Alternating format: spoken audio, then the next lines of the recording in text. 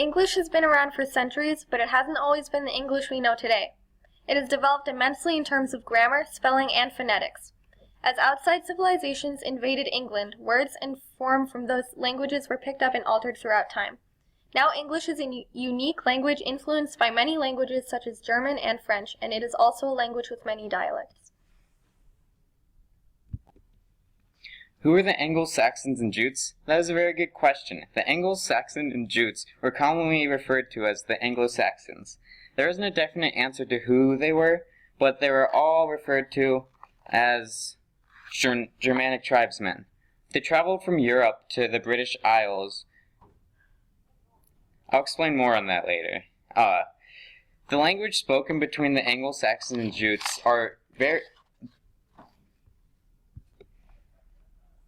The language spoken between the Anglo-Saxons and Jutes were very different than each other, yet they were all in the same family. So they were able to communicate a little, but it wasn't the easiest thing in the world.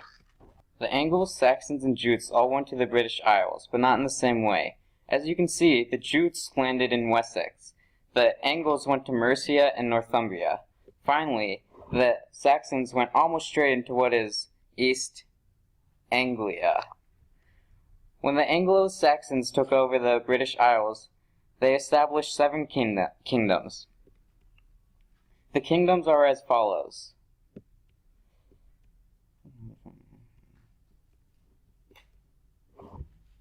Essex, Wessex, Sussex, East Anglia, Mercia, Northumbria, and Kent. Each kingdom was run by a different tribe and often fought each other. What happened to the Celts? The Celts have long since disappeared from the face of the earth. Just kidding. Did you get it though? The face of the earth and... Never mind. It was funny, trust me. Anyway, when the Anglo-Saxons migrated to the British Isles, they began to push the Celts away. It wasn't much of an impact in the beginning, but as time went by, it did more. The more Anglo-Saxons and Jutes there were, the more the Celts had to move back, as you can see in my fancy animation.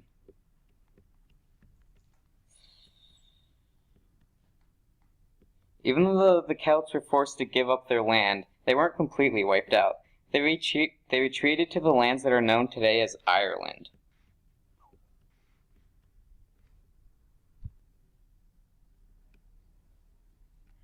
There were 4 main dialects of Old English: Wessex, Kentish, Mercian, and Northumbrian. Wessex, or West Saxon, was largely used in the south of England, and most surviving Old English manuscripts are written in this dialect. Kentish was based in the southeast, and this and the Mercian dialect in the West Midlands of England are what glosses are written in. Lastly, the Northumbrian dialect in the north of England provides us with short 8th century texts and inscriptions. It is an important dialect for Middle and Modern English, but Modern Standard English is mostly derived from East Midland dialects such as those in Mercian. Northumbrian was the center of culture and power until they were invaded, after which Wessex was the only remaining secure power under Alfred the Great, King of Wessex. This area was the center of power and also writing.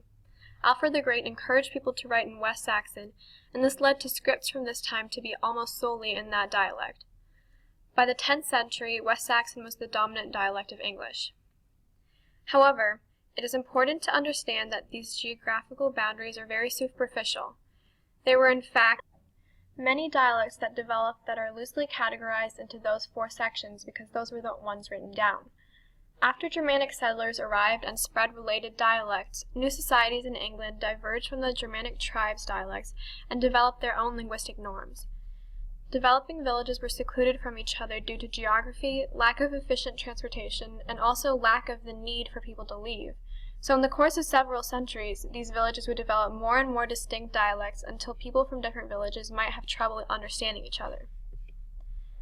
The first settlers of English were largely illiterate, and it wasn't until the last years of the 6th century, with conversion to Christianity, that English adopted the Roman alphabet, omitting J, Q, V, and usually K and X, and adding 1 Celtic symbol and 2 runic symbols.